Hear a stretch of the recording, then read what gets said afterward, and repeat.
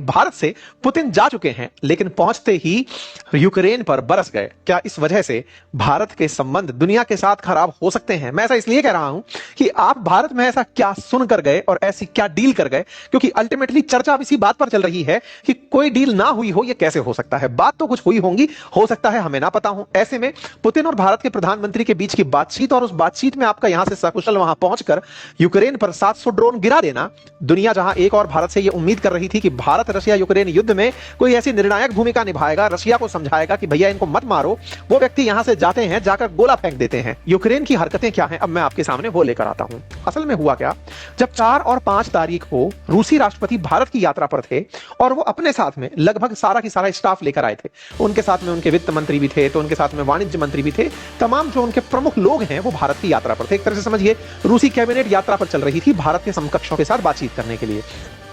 आप यहां पर बिजी थे।